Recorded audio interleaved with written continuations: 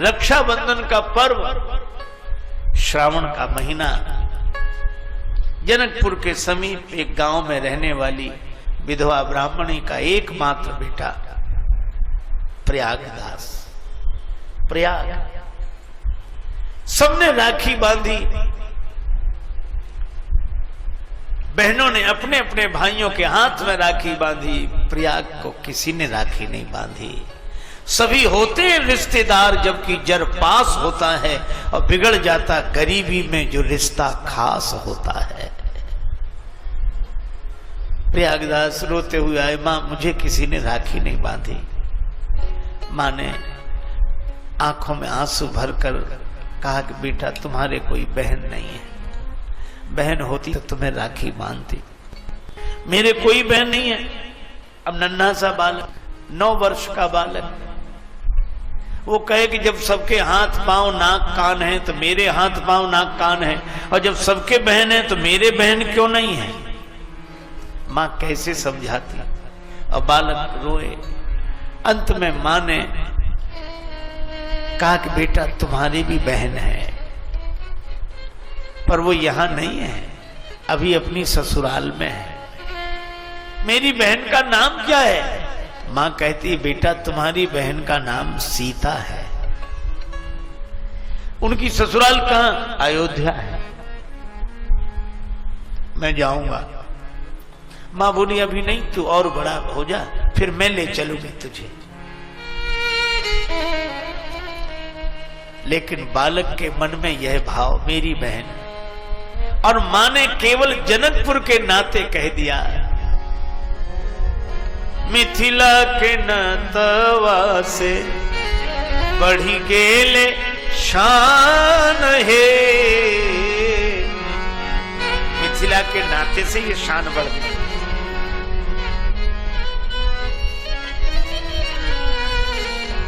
मिथिला जन्म भैले सुकृत महान है। लाडली कृपा सो पवली, श्री जानकी कृपा सो पवली, ऐसे मेहमान है। लाडली कृपा सो पवली, ऐसे मेहमान है। लाडली कृपा सो, श्री जानकी जी की कृपा से ऐसे मेहमान मिले, और जानकी जी हमें मिली जनकपुर की कृपा से। इसीलिए मां ने भी कहा कि तुम्हारी बहन जानकी जी हैं, अयोध्यापुरी ससुराल है उनकी, वहीं है। बालक कहे मैं तो जाऊंगा। मां कहे कि बड़ा हो जा, मैं ले चलूंगी। बालक मौन हो गया, पर मन छटपटाता रहा। रात्रि को मां के साथ सोया, नींद नहीं आई, आंख बंद किए पड़ा रहा। आज सवेरे 4 बजे ही जग गया। थोड़ी नींद लगी फिर जाग जाए, नींद लगे फिर जाग जाए, सवेरे के 4 बज गए। उसको लगा कि मां ने सब पता बता ही दिया है, और अयोध्या तो वैसे ही प्रसिद्ध है, मैं पहुंच जाऊंगा, ज्यादा दूर थोड़ा ही है। बहन से राखी बंधवा के लौटाऊंगा शाम तक। लेकिन बहन को कुछ देना तो पड़ेगा। मां के पास केवल 2 धोतियां, एक वो धारण कर लेती, एक धोकर डाल देती, और कुछ नहीं था उसके पास। फटी हुई सिली हुई धोती धुली हुई रखी थी। प्रयागदास ने वह धोती ही उठा ली, बगल में दबा ली। बहन राखी बांधेगी, उसे दूंगा। और पैदल पैदल चल पड़े। अब जनकपुर से कोई अयोध्या पैदल आवे तो महीनों का रास्ता है। थोड़ी दूर ही चले, थक गए, सोचा आराम कर लूं फिर चलूंगा। एक पेड़ के नीचे आंख बंद करके सो गए, धोती सिरहाने रख ली, नींद लग गई। जब भगवान का कोई बनता है तो भगवान उस नाते को निभाते हैं।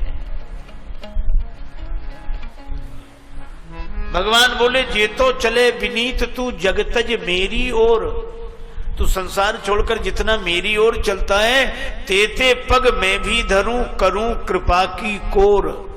उतने चरण मैं भी रखता हूं। भगवान जितना मैं चलूंगा उतने ही चरण आप रखेंगे तो कल्याण कैसे होगा? नहीं नहीं, चिंता की बात नहीं। एक चरण तेरो परे मम हित चित पे छूछ, और मेरो चरण बढ़ाई वो राजा बलि से पूछ। मैं जब चरण बढ़ाता हूं तो राजा बलि से पूछो। प्रयागदास सो गए वृक्ष के नीचे, आंख लग गई थी। नाम ना भूल जाऊं, सीता। सीता, अच्छा बहन का नाम सीता, बहनोई का नाम राम। सीताराम सीताराम सीताराम। सो गए। आश्चर्य, सोए थे वृक्ष के नीचे, और जब जागे तो सरजू किनारे वृक्ष जो उठे, भैया ये तो नदी है और ये नगर है। ये नदी कौन सी? लोगों ने बताया सरयू नदी है, और ये अयोध्या नगरी है। प्रयागदास ताली बजाकर बोलो आ गए। वही मां से मैंने कहा था ज्यादा दूर थोड़े ही है, अभी पहुंच जाएंगे। अब सवेरे निकले थे 9-10 बजे, तो अयोध्या पहुंच गए। अब सबसे पूछे, जो भी मिलता उसी से पूछते, भैया हमारी बहन सीता का मकान कहाँ है? अब साधु संत कहें मकान थोड़ा ही, मंदिर है उनका। और ये कहें मंदिर, अरे वो कोई देवी देवता थोड़ी ही है, हमारी बहन है। राखी बांधने नहीं आई तो हम आ गए, मकान बताओ। महात्मा कहें मकान तो, अरे बहनोई का नाम राम है। हाँ वही तो हम कह रहे हैं, उनका मंदिर है कनक भवन। सीताराम जी का मंदिर, किसी को प्रभु मिलते हैं वन में, किसी को मिलते अपने मन में, और जिसको जहां मिले सो जाने अपने, तो प्रभु कनक भवन में। वो कहे कनक भवन में होंगे तो ठीक लगा, हमारे बहन बहनों ही अलग हैं, उनका मकान है, हमें पता नहीं। कुछ लोग कहते पागल है, पर इन्हीं बिगड़े दिमागों में भरे अमृत के लच्छे हैं, इन्हें पागल ही रहने दो, ये पागल ही अच्छे हैं। किसी ने कोई पता नहीं लिया। अब तो ये सोचने लगे मां ने इसीलिए मना किया था तो मत जाओ, इसीलिए मना किया था। बताओ, वो ऐसे राजा हैं, उनके डर से सब ऐसे ही घूमते हैं। अब संत तो त्यागी, कपड़े भी नहीं पहनते, चुपचाप रहते हैं, थोड़ा बोलते हैं। मैं मकान पूछता हूं, मंदिर बताते हैं। शाम हो गई, पूछते पूछते भूख भी लग रही थी। चलो लौट जाएंगे, सवेरा होते ही लौट जाएंगे। वशिष्ठ कुंड के पास एक नीम वृक्ष के नीचे आंख बंद हुई, सो गए। अर्धरात्रि के समय में अचानक प्रकाश हुआ, आंख चौंधिया गई। आंख खुली तो देखा एक हाथी झूमते हुए आ रहा, झूमता आवे, और हाथी पर विराजमान भगवान श्री सीताराम जी, श्री सीताराम, और उस हनुमान जी के महावत, उस हाथी के महावत श्री हनुमान जी। सेवक पीछे पीछे आ रहे हैं। इसने जो दृश्य देखा तो चौंका। हाथी को देखकर समझ गया, नाराज हो गए, इसलिए सोचते हैं रात में ही हाथी से कुचलवा दो इसे।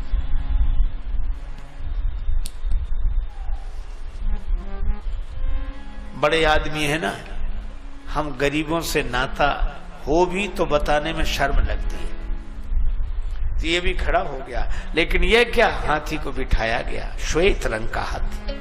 हाथी बैठा, सीढ़ी लगाई गई, और सीढ़ी से भगवान श्री सीताराम जी उतरे। प्रयागदास के पास जाकर खड़े हो गए। इतनी सुंदर दिव्य दंपत्ति का दर्शन की झांकी देखकर आनंद मग्न हो गया। राम जी ने मुस्कुराकर कहा, भैया प्रयागदास। प्रयागदास चूंकि ये तो हमारा नाम भी जानते हैं। श्री सिया जी की ओर देखकर कहा, ये तुम्हारी बहन है। प्रयागदास ने हाथ जोड़े लेकिन कहा, ये मुझे लगता नहीं है कि मेरी बहन है। क्या तुम अपनी बहन से पहले भी कभी मिले हो? नहीं, मिल तो पहली बार ही रहे। फिर कैसे कहते हो ये तुम्हारी बहन नहीं है? राम ने कहा, बहन सीता तुम्हारी यह। बाल ने कहा कि समझ में ना आता है। क्यों?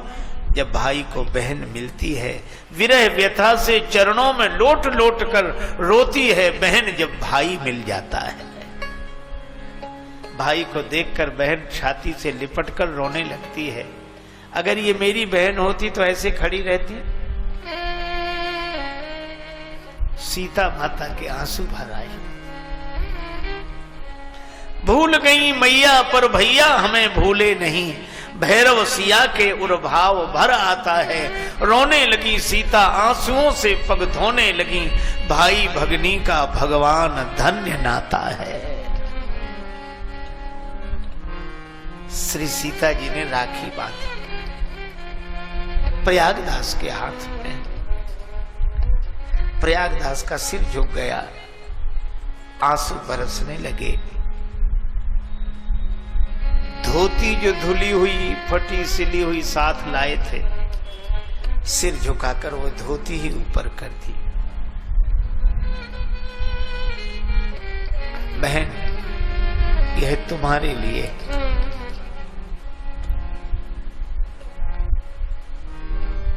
मेरे पास तो यही है।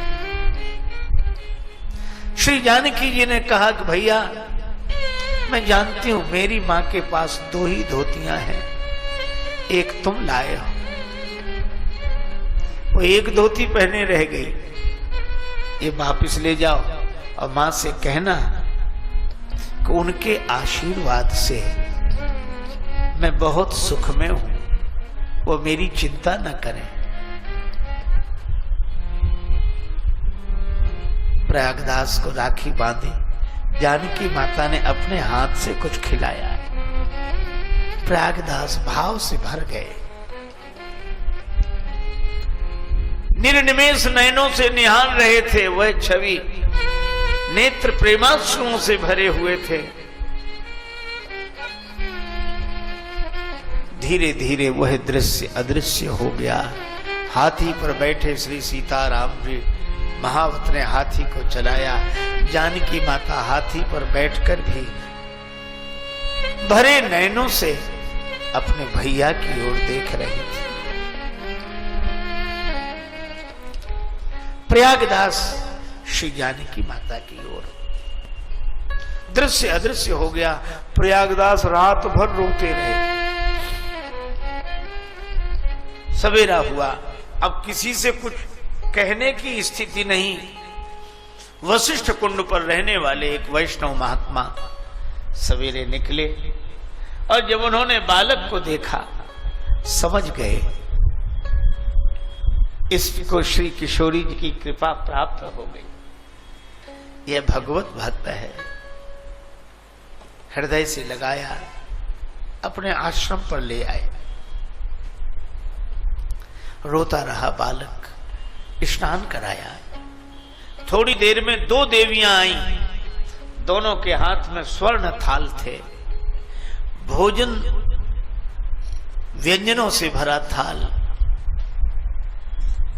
उन दोनों देवियों ने कहा कि हमारे यहां श्री सत्यनारायण भगवान की कथा थी, ये प्रसाद आपको भेजा है, हम बाद में थाल ले जाएंगे, आप भोजन करो। दोनों ने प्रसाद पाया, थाल लेने कोई नहीं आया। समझ गए वो महात्मा कि श्री जानकी मैया ने ही अपने भैया की पहुनाई की है। रात भर रहे। दूसरे दिन सवेरे सवेरे महात्मा बोले, ये थाल तुम्हारे कारण आए, तुम ले जाओ। नहीं नहीं, मैं नहीं ले जाऊंगा, बहन का सामान, बहन का दिया हुआ सम्मान मैं नहीं लूंगा। न प्रयागदास ने थाल स्वीकार किए, न महात्मा ने। दोनों ने सलाह करके वो दोनों स्वर्ण थाल वशिष्ठ कुंड में डाल दिए। मां ने जो देखा बेटे को हृदय से लगा लिया। मेरे लाल, कहां गया था तू? मां बहन के पास। तुझे बहन मिल गई? हाँ देख, ये राखी बांधी। अब मैं धोती देने लगा तो बोली नहीं नहीं, मेरी माँ के पास 2 ही धोतियां हैं, तू वापस ले जा। ये वापस ले आया। माँ उनका तो बड़ा ठाट बाट है। हाथी से आए थे रात को शायद इसलिए आए थे कि दिन में शर्म लगती होगी कि इतने गरीबों के हम रिश्तेदार, इसलिए रात में आए। और एक बात है मां, क्या संबंध है? पायन में पनही न इते, पायन में पनही न इते, उत्भूषण की तन पे छवि छाजी।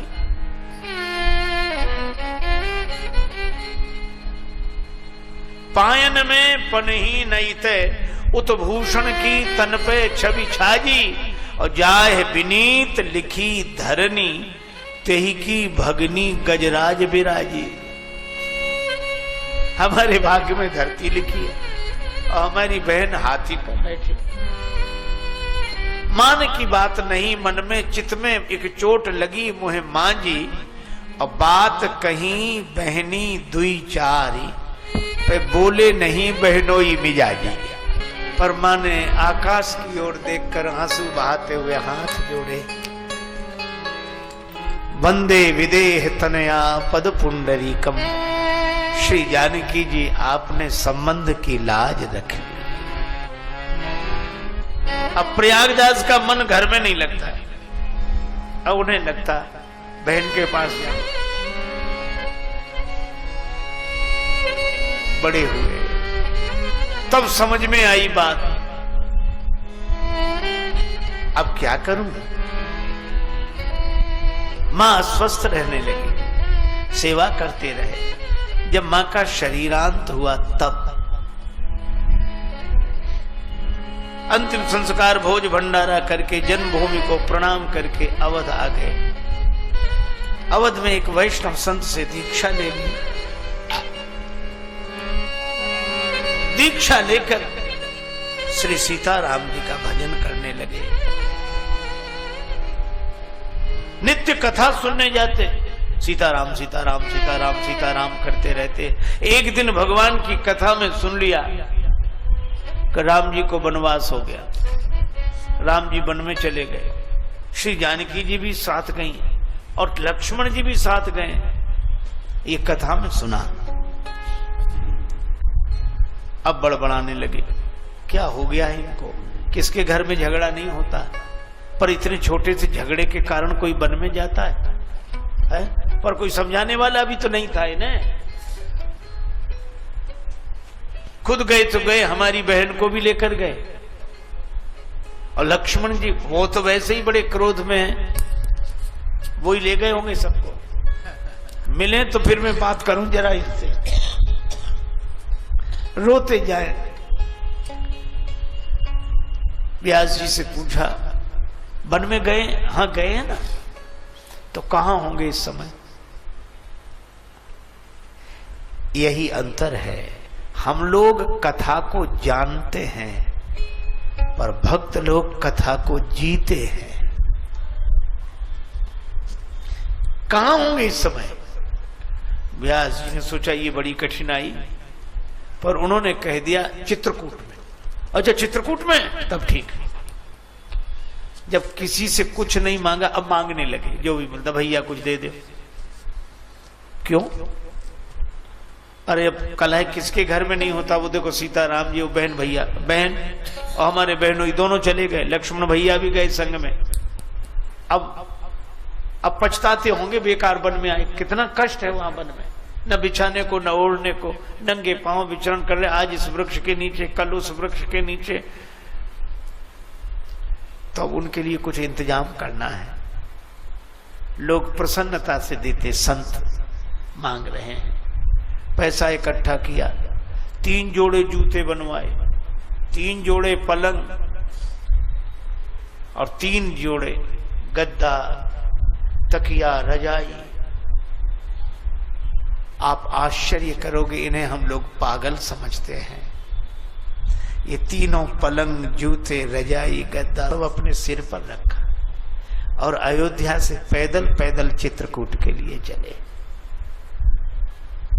बीच में रुक जाते, फिर सीताराम सीताराम करते, फिर आगे चलते, फिर सीताराम सीताराम करते, फिर आगे चलते। चित्रकूट में फटिक शिला के पास मंदाकिनी गंगा के किनारे सामान उतार कर रखा। अब कहने लगे, कहां हो, आ जाओ, हम जान रहे हैं कि हमारे डर से छिप गए हो। सोचते हो कि पता नहीं क्या क्या कहेगा। कहना तो बहुत कुछ था, क्रोध भी बहुत था, लेकिन अब मैं कुछ नहीं कहूंगा। आ जाओ, मिल जाओ, मिलो। अब बहुत पुकार लगा मैं, नहीं आए भगवान। नहीं आए तो सामान वहीं रखकर फिर उठाया सामान, नदी के उस पार चित्रकूट के जंगल में घुस गए। अब घोर जंगल मंदाकिनी के उस तरफ। कहां हो, मिलो मिलो, छिपने से काम नहीं बनेगा। और जब उस जंगल में घुसे तो भगवान श्री सीताराम लक्ष्मण जी के साथ प्रकट हो गए। प्रकट हो गए तो चरणों में गिर गए, रोने लगे। आप भी, किसके घर झगड़ा नहीं होता, ऐसे बढ़िया महल छोड़कर जंगल में चले आए। ये देखो कितना कष्ट है आप, बहुत। हम आपके लिए पलंग लाए हैं, एक एक पलंग ले लो। ये जूते लाए हैं, ये कपड़े लाए हैं। भगवान राम ने कहा कि भैया आपने कष्ट तो उठाया, लेकिन हम पिताजी के वचन से वन में आए हैं। हम जूते नहीं पहनेंगे, पलंग पर नहीं बैठेंगे, हमारा नियम है। तो उलाहना देते हुए बोले, पलंग पे न बैठेंगे न पहनेंगे जूते, बड़े व्रतधारी के बेटा बने हैं। ये कोई बात हुई? कष्ट पा रहे हो, ये स्वीकार करो। और रोने लगे। श्री जानकी मैया ने कहा कि भैया बहुत दुखी हैं, इनको आप अपने साकेत का वैभव दिखा। तो वही ऐसा चमत्कार हुआ कि बड़ा दिव्य सिंहासन श्री सीताराम जी विराजमान, यहां से वहां तक सेवक सेवकनी और आरती करने वाले, पूजा करने वाले, चमर डुलाने वाले, स्तुति करने वाले। और जो यह दृश्य देखा सो हाथ जोड़ के बोले कि तुम तो बड़े ठाठ से रहते हो, इतना सुख तो कहीं किसी को नहीं। अच्छा एक बात बताओ, इतने सुख से रहते हो तो ये दुनिया वालों को पागल काहे को बना रखा है? और वो पागल है तो एक हम जिंदगी में कभी मांगा नहीं, मांगते फिरे, तुम्हारे लिए सामान ले आए। भगवान फिर उसी रूप में आ गए। प्रयागदास बोले इस सामान का हो क्या? भगवान बोले इस सामान का आप उपयोग करो। भगवान को, श्री सीताराम जी को, लक्ष्मण जी को प्रणाम करके लौटे। एक पलंग रख लिया, जूते पहन लिए, पलंग उस पे गद्दा तकिया, पैदल पैदल चले। चित्रकूट से आ गए प्रयाग। प्रयाग में लगा था माघ मेला, मेले में नहीं गए। मेले के बाहर ही नीम का एक वृक्ष था और नीम के वृक्ष के नीचे अपनी चारपाई बिछाई, गद्दा तकिया लगाया, आराम से सो गए। मिट्टी का एक पात्र था, उसमें जल भरा, उसको करवा बोलते, वो रखे। किसी ने कहा कि महाराज मेले में नहीं गए? तो कहने लगे मतवादी हैं वहां इकट्ठे, मतवादी हैं वहां इकट्ठे, हम जाके करें क्या मेलों में? और प्रागदास श्री राम को लेकर पड़े रहेंगे ढेलों में। हम तो सीताराम जी का अलावा किसी को नहीं जानते, कुछ हम जानते नहीं, कुछ आता नहीं, बलराम सीताराम। किसी ने कहा कि ढेलों की बात कर रहे हो, पलंग पर सो रहे हो, ये गद्दा तकिया लगाए और ये जूते, ये महात्माओं के रहने का ढंग है? साधु ऐसे रहते तुम्हारी तरह, गद्दा तकिया लगाकर पलंग पर और जूते पहनकर चलें और ये रजाई ओढ़े, इतना ठाठ बाट? तब प्रयागदास बोले चुप रहो, हम कोई साधु थोड़े ही हैं, अच्छा फिर क्या हो? तो कहने लगे नीम के नीचे खाट बिछी है, नीम के नीचे खाट बिछी है और खाट के नीचे करवा, मिट्टी का जल भरा पात्र, नीम के नीचे खाट बिछी है, खाट के नीचे करवा और प्रागदास अलमस्ता सोवे राम लला को सरवा। हम तो राम जी के साले हैं, ये छोटे मोटे जागीरदार के साले ऐसे ठाठ से रहते हैं ताकि पता लगे कि उनके साले हैं। हम तो महाराजाधिराज त्रिभुवनपति राम जी के साले हैं, तब क्यों नहीं ठाठते रहेंगे। यह है भाव, यह है भगवान को मान लेना। तो प्रयागदास को भी चित्रकूट में मिले, कोलभीलों को भी चित्रकूट में मिले, और चित्रकूट में संत आए उनको भी दर्शन भगवान ने दिया, देवताओं को दर्शन दिया, और बल्कि मुझे तो यह लगता है कि बाद में अयोध्या जनकपुर का समाज भी चित्रकूट में आ गया। जय गुरुदेव, सादर जय सिया राम। एक बड़ी सुंदर कथा हमें परम पूज्य गुरुदेव भगवान के मुखारविंद से सुनी थी, आप सबके साथ साझा करना चाहते हैं कि वास्तविक रूप से बिना अनुभव के जो हम लोग ज्ञान प्राप्त कर लेते हैं और ज्ञान प्राप्त करने के साथ साथ स्वयं अपने जीवन में उतारने का प्रयास तो छोड़ ही दीजिए, दूसरों को बांटने का काम करते हैं। उस पर वे बड़ी सुंदर एक कथा कहते थे कि एक तोता था जिसकी सभी तोतों के साथ दोस्ती थी, और वो एक बार आकाश में उड़ते चले जा रहे थे तो एक बहेलिये ने जाल बिछा करके दाना डाला। तो स्वाभाविक ही है, तोतों ने देखा कि बढ़िया दाना है और आकर के उस दाने के प्रलोभन में नीचे उतर आए, और जैसे ही दाने को चखने का प्रयास किया तो तुरंत ही बहेलिये के बिछाए हुए जाल में फंस गए। और जाल में फंसते ही बहेलिये ने वो जाल एकत्रित किया, सभी तोते उसमें फंसे थे। एक संत वहाँ से निकले, वो संत ने देखा कि अरे इतने सारे तोते ये बहेलिया पकड़े लिए जा रहा है। तो तुरंत संत जी ने बहेलिये से पूछा कि इन तोतों को ले जा कर के करोगे क्या? तो बहेलिये ने कहा कि गुरुदेव, इन तोतों को ले जा कर के बाजार में बेचेंगे तो दाम आएंगे, और दाम आएंगे तो हमारी आजीविका चलेगी। संत हृदय नवनीत समाना, उन संत को बड़ी दया आई। उन्होंने कहा कि इन तोतों से जो तुम्हें धन प्राप्त होगा वो धन हम तुम्हें यहीं दे देते हैं, और इन तोतों को मुक्त कर दो। तो बहेलिये ने कहा कि ठीक है, हम बाजार जाने की मेहनत से बच गए, आप हमें धन दे दीजिए। और उन संत जी ने उनको धन दे दिया। बहेलिये ने सारे तोते संत जी को दे दिए और संत ने सभी तोतों को मुक्त कर दिया। लेकिन संत के मन में एक बात आई कि ये फिर फंसेंगे, आज हम थे तो बचा लिया, तो क्यों ना इनमें से किसी एक तोते को हम कुछ ज्ञान दें ताकि ये भविष्य में अपने आप ही न फंस पाएं इस बहेलिये के जाल में। तो संत जी ने एक तोता को आज्ञा दी कि तुम अभी कुछ दिन हमारे साथ रुको, हम ऐसी विद्या तुम्हें देंगे जिससे तुम दोबारा फंस ना पाओ। और संत जी ने उस तोते को अभ्यास कराया कि तुम एक मंत्र दोहराओ, जो हम बोल रहे हैं उसको पीछे पीछे से बोलो। तो तोता ने कहा कि हम बच जाएंगे इससे। बोले बिल्कुल बच जाओगे। तो बोले फिर कहना क्या है? बोले सुनो। बोले बहेलिया आएगा, तो तोता कहे बहेलिया आएगा। जाल बिछाएगा, तो तोता तुरंत कहे जाल बिछाएगा। संत जी कहें दाने डालेगा, तोता फिर कहे कि दाने डालेगा। फिर संत जी बोले कि लेकिन हम नहीं फंसेंगे, ये दोहराओ। तो तोता फिर बोलता है कि हम नहीं फंसेंगे। बोले बस इसका अभ्यास करो। और तोते को अभ्यास कराया, इतना अभ्यास कराया कि गुरुजी कम बोले, तोता बहुत आगे बोलता चला जाए। इतना अभ्यास हुआ कि गुरुजी कहें कि हाँ भाई चेला मंत्र, तो तुरंत बोले जी गुरुजी। बोले बहेलिया बोले आएगा, बोले जाल बोले बिछाएगा, दाने बोले डालेगा, आगे बोले हम नहीं फंसेंगे।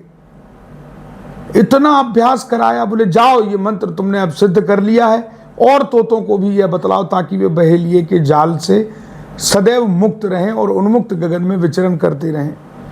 धीरे धीरे उस तोता ने दूसरे तोते को, तीसरे तोते को, चौथे तोते को, फिर एक ऐसा भी समय आया कि अब वे तोते इकट्ठे चलें और इसी मंत्र को दोहराते चलें कि बहेलिया आएगा, जाल बिछाएगा, दाने डालेगा, हम नहीं फंसेंगे। पूरा आकाश इसी मंत्र से गुंजायमान हो गया। लेकिन गुरुदेव को तो सब पता होता है। उन्होंने कहा कि एक बार इस तोते की और इन तोतों की परीक्षा भी लेनी चाहिए।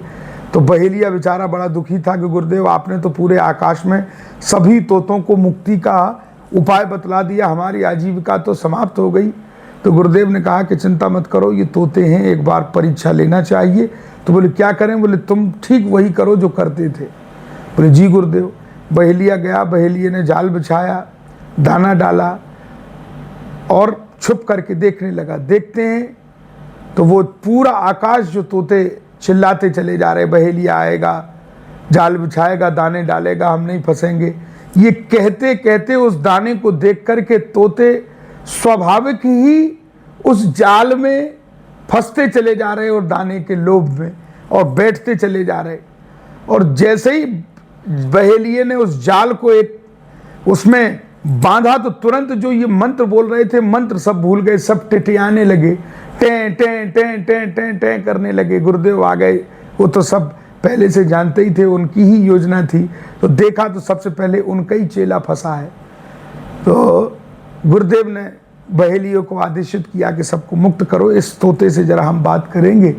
और वो तोता बड़ा क्रोध में, गुरुदेव तुम्हारा मंत्र झूठा है। तो गुरुदेव ने कहा कहाँ हमारा मंत्र झूठा है? बोले आपने क्या कहा था? बोले क्या कहा था? बोले बताओ। बोले बहेलिया आएगा। बोले बहेलिया आया था कि नहीं आया था? बोले आया था। बोले जाल बिछाएगा। बोले जाल बिछाया था कि नहीं बिछाया था? और बोले फिर दाने डालेगा। बोले दाने डाले थे कि नहीं डाले थे? बोले फिर? बोले हम नहीं फंसेंगे। तो गुरुदेव ने कहा तो फिर क्यों फंस गए? ओ ये बात तो सही है, तोता का भी मुंह खुल गया। वो सोच रहा था कि जो कुछ करेगा ये मंत्र ही करेगा, लेकिन गुरुदेव ने कहा कि मंत्र ही सब कुछ नहीं करता, हमको मंत्र सीख कर उस मंत्र के साथ अभ्यास भी करना चाहिए। यही गुरुदेव इस कथा के माध्यम से हमको समझाना चाहते हैं कि ये तोताओं वाला ज्ञान काम नहीं आने वाला। आपको गुरुदेव की शरण में, सत्संग में आकर के स्वयं अनुभव का अभ्यास करना पड़ेगा इन मंत्रों के साथ, तभी आपका जीवन सफल होगा, तभी इन मंत्रों को हृदयंगम करने का प्रयास सफल होगा। यही गुरुदेव का संदेश है। जय गुरुदेव, सादर, जय सिया राम।